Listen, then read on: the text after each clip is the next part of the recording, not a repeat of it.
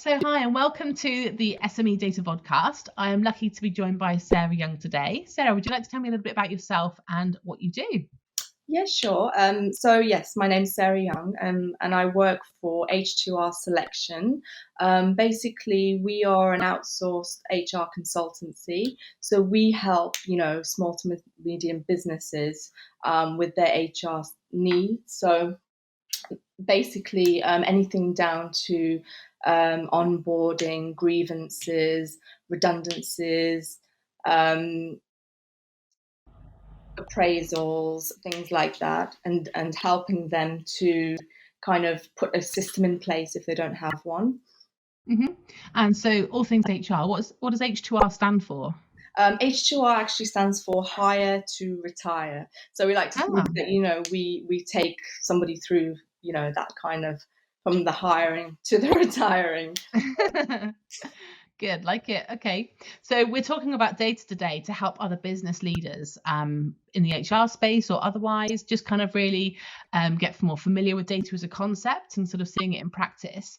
I'd love to hear from you kind of what you see as the biggest data challenges. Or maybe actually let's start with, why do you need data in HR? Okay, well, data in HR is quite important actually because first of all, I mean, it's the law to keep records of all of your employees, so everything should be on file. Also, it's really important to see kind of we use it for absences, sick leaves, annual leaves. You can also use it for appraisals. I mean, there's lots of things that you can use data for HR. Okay, so what are the biggest challenges you see around data? Um, the biggest challenges I see are maybe finding something that's easy for everyone to use, because I think some people are not used to kind of using online systems or knowing what to do, what to do with their data, what they can do with their data. So I think if some people are not used to using online things, it's a bit of a challenge to get people on board to using things online and uploading data. And also some people might feel that they're more comfortable with hard copies, and they feel a bit unsafe like putting everything online or on the cloud because they don't know Mm-hmm. who can see it or where it goes. Yeah. Okay, so you've obviously, as a consultancy, you're working across lots of different businesses. And what are the what are the examples of how you see data benefit them? Um, It depends on the industry, really. I mean, data can benefit, I think, every business, but some businesses I've worked with, for example, I'll say maybe like real estate sales. For that, I think for those kind of companies, for their leads and their inventory, to make Hmm. sure that all of that is up to date. Because if you're a big company and you've got a lot of salespeople, if things are not recorded correctly, there can be a lot of conflict, between different salespeople. And I Hmm. think as well, it's good to look back on data from the years because it can give you a lot of information. For example, if a company is doing marketing campaigns and they've been running them their marketing strategy for a year and things have worked and things haven't worked and they've spent a lot of money on some things, that kind of data analysis can show them what works for them and what they can Hmm. spend their money on, rather than this hasn't really worked for our company. So Hmm. maybe we can do less of this, and this has really worked for our company. So looking back on the data from things like marketing campaigns as well, for HR as well, looking at attrition rates, certain times of the year when uh, kind of like turnover has been quite high, because that can be Hmm. cost to the business, and just analyzing those and the reasons why people have left, or the reasons why there's been a high turnover.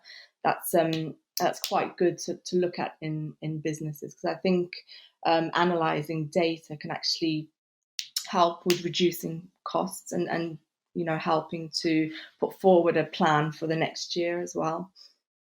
Yeah, definitely.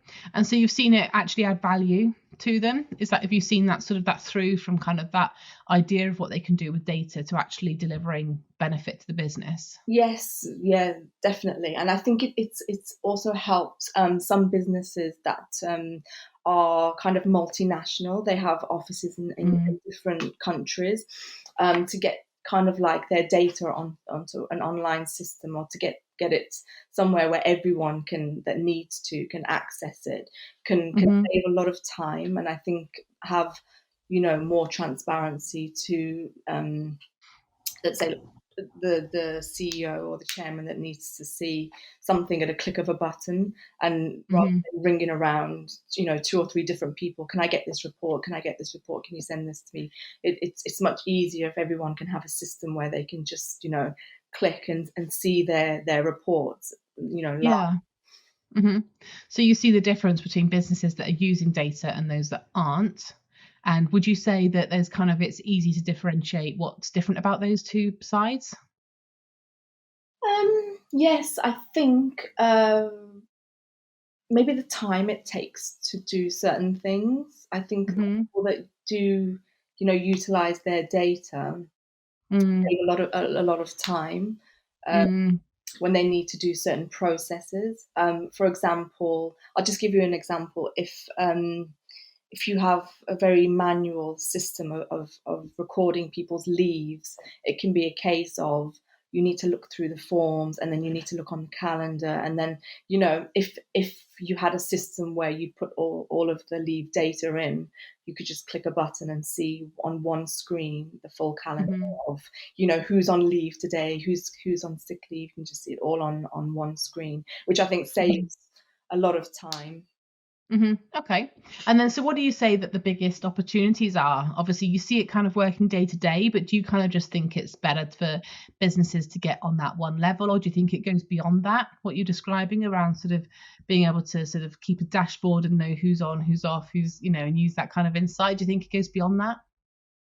Yeah, I think so. I mean, I think in all aspects of the business, it's not just HR. I think there's all different types of aspects of any business where they would need their data, and if they could have it centralized, I think it would help companies a lot. I think especially, unfortunately, because of the way that the pandemic has gone, and a lot of hybrid working, a lot of working from home. Yeah. It allows people to do their jobs a lot easier when Mm, they're not in an office, because if they were reliant on their files and papers that they had to keep going back to, either they'd have to yeah. trudge all of that stuff home, but to have everything online that they can work from anywhere, I think that's a big help, and I think that really helps businesses to work in Mm, in these circumstances, I think.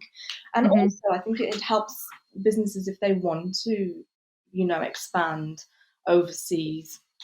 hmm Um, that it helps them to kind of do that easier, and to have more to kind of monitor that business, if it's in a different country. Yeah, sure. Help. Yeah, to be able to get that sort of single source of truth that we talk about Yeah. around sort of, maybe multiple jurisdictions, multiple areas, but to see all that data in one place is a powerful thing to be able to see, everything that's going on in a central source. And have you experienced that level of people or businesses or clients that you work with using their data in that way, or do you think that they're sort of still a little way off that?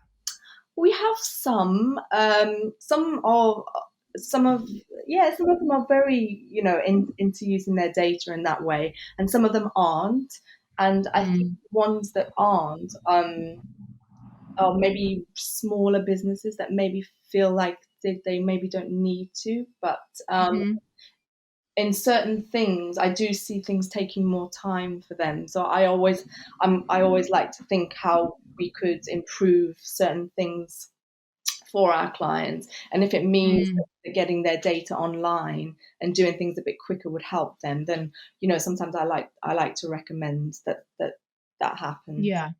Yeah. So that's part of what you do then. You can help get them using more online tools. Can you sort of talk about what sort of tools you recommend? Um, I mean, there are lots of HR systems out there that companies Hmm. use. There are also companies can use online systems as well for rewards and perks as well. Hmm. It's quite Yeah. good. So sometimes I like to recommend some little things they can do to introduce that into their business. But it depends on the size of the company. It depends on what their needs are, uh, Hmm. what to recommend. But any simple kind of HR system would give you that platform to upload all of your records, all of your policies, so that they're central for everyone to see, and also everybody has a profile. They can apply for their leaves, at the click of a button. A manager can approve it at a click of a button, and then at the end of the day, the business heads can see all of that data in one system, and they can just see the reports at a click of a button. So Yeah. any kind of HR system, would be good. We are looking this year to maybe, come on board with one specific system that we can Hmm. recommend, something that we, would use ourselves, and something that we believe in, and feel like it would benefit our clients, because Mm. some of them will come to us for advice. What can we do to make this more Cool. online, or what can we do to keep our data more central? So Yeah. we're looking at working with a specific one that we can do this year, that we can recommend Hmm.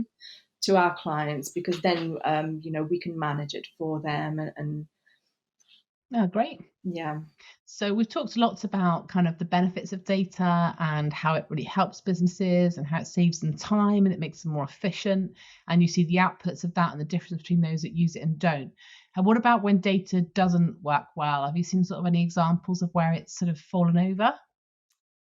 Not as such, but I have seen kind of some systems that people use are quite rigid and don't Mm. kind of work with what they need for the business. So I've seen some companies that have spent a lot of money on a system, and then realized halfway through that it doesn't actually do what they want to do. So I think the due diligence at the beginning to find out what Yeah. system is good, is beneficial for their company, is a big thing that should go into play, because if it doesn't work for their company, it's a lot of money to spend on something that's not going to work for them. So I've seen kind of that happen a little bit. uh, Mm. Yeah. And I for think that's a good point because it's what we talk about as well in terms of, just tech being the start. That obviously you've got then to have like the adoption throughout the business, and they've got to sort of, there's got to be a cultural change in order for them to use it properly in order for it to work, but also for the tech to be the right selection at the start, because as you mm, say, you can spend a lot of money getting that tech in, but it's got to be fit for purpose. Otherwise that's going to be, yeah, and also costing you time and money. yeah, everybody has to use it.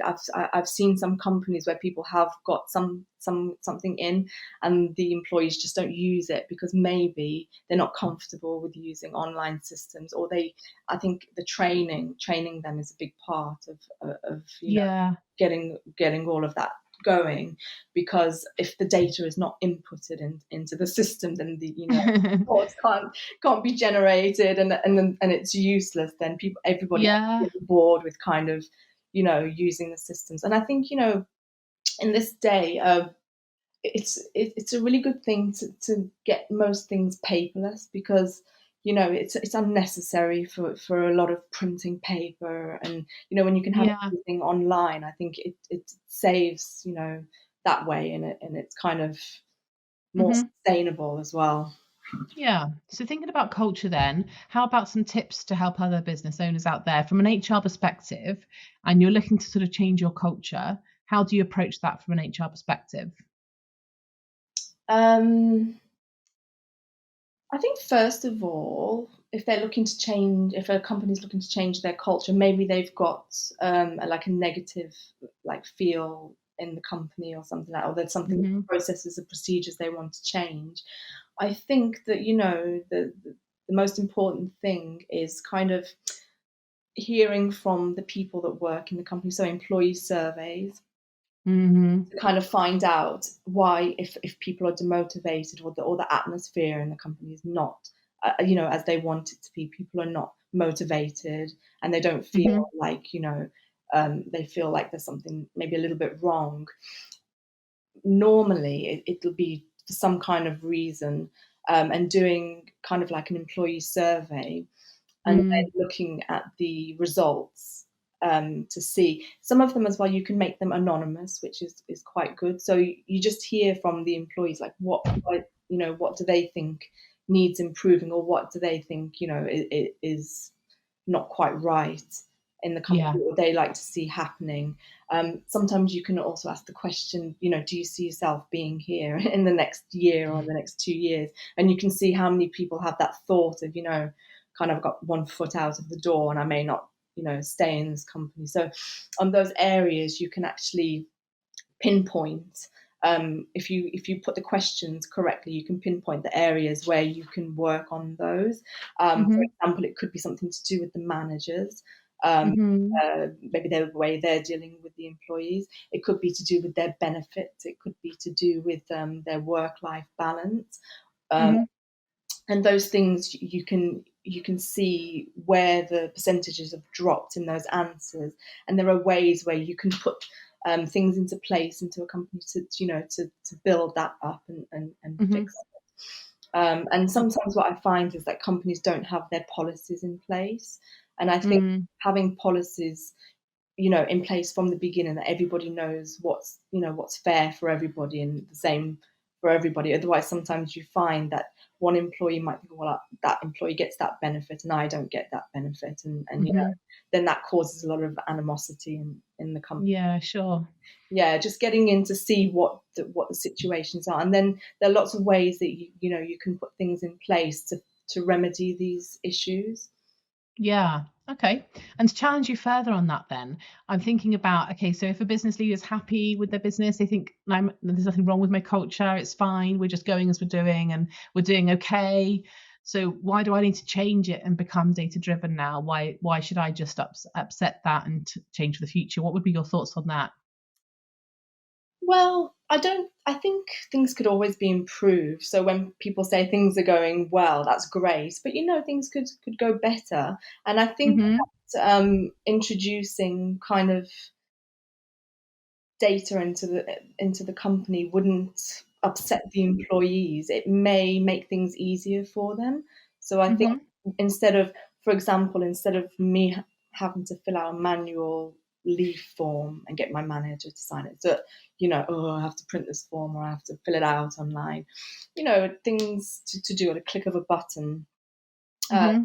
would save a lot of time for the employee, and they might think, oh, you know what, I need to apply for my leave, I'll just do it at a click of a button. And then it would help managers as well to see kind of what's happening with their staff, and then overall the business heads will be able to see. So I think companies that are quite happy and they're going along, but there's always something to improve. And I think once you explain to them what it Hmm. can do for them and how it can benefit them and save time, and also help them to analyze their data for future Hmm. plans, then companies will see, yeah, actually that would make things even better. I mean, there's nothing wrong Yeah, with the company culture, but making things a bit easier and a bit, helping the business definitely. that would help them. So, it's not all about, not all companies are unhappy and they need their culture changing, but things can always be improved, I think. So Yeah. Always be improved. That's a good one to go with. And yeah. also thinking about when you have sort of more on the data side of that what is the appetite for data? What is the appetite for being more data driven? Do they identify it as that, or do they think, actually, I want to save time in my business, I want to be able to make my employees happier, I want to be able to sort of understand who I need to recruit next? What are the common challenges that they face that you think that data can solve or help them solve? I think, yeah, I think companies that don't realize how it can help them. For example, we've had a lot of people leave recently, and we don't really know why. It's a bit of a problem for us.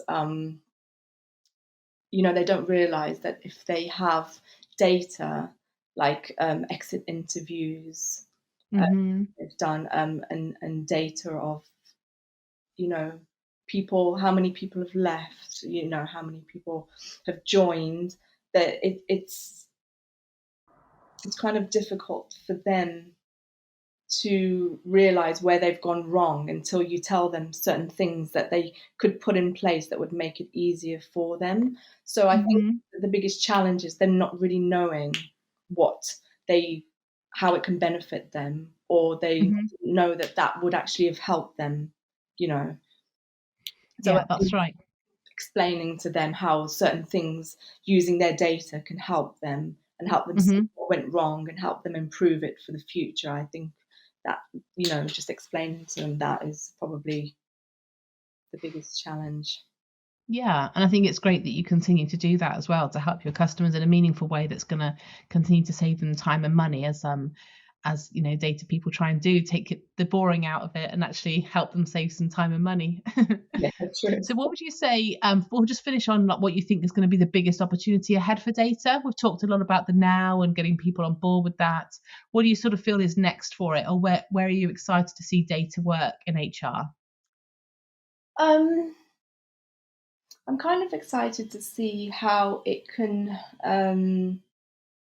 you know, HR systems are always evolving, and I think, you know, I'm excited to see companies take the HR systems more on board because they don't realize how it can really help them in HR. Mm, And you know, it enables them to have their employees work from home and also hybrid working. So I think, you know, it's quite exciting to see if more businesses can take that on board. Um, mhm, you know, it'll be a lot easier for them to work in these situations. And also, I think it's exciting to see that now you can kind of expand to other places. For example, you know, we're not just um, we don't have to just stick to, you know, Bristol where our business is based. We've got companies mhm. all over the country because, you know, we can kind of do that. Um, with a, you know, a lot of opportunities that we have for, you know, uh, systems and online videos even. So Mhm. I think it helps businesses expand to different areas, and not just in the UK. A lot of people now are taking on the idea to employ people remotely, to have them work in a Yeah. different country, because they can do everything online, and they can see the data online, and they can share it, and you know, I think it's moved forward a lot to allow Mm. that kind of work. So I think Yeah, and our that's new working environment's encouraging that as well. You know, just thinking about how important it is to have that engagement with your employees as they're more remote, or just getting those processes in place to work right for the business and for those that are working for you. yeah, I think so. Big part of it. Oh, I'll be interested to see where that goes. And thank you so much for taking the time to chat with me today, Sarah. It's been really great. Thank I'm sure I've been helping lots of other HR experts and business leaders out there.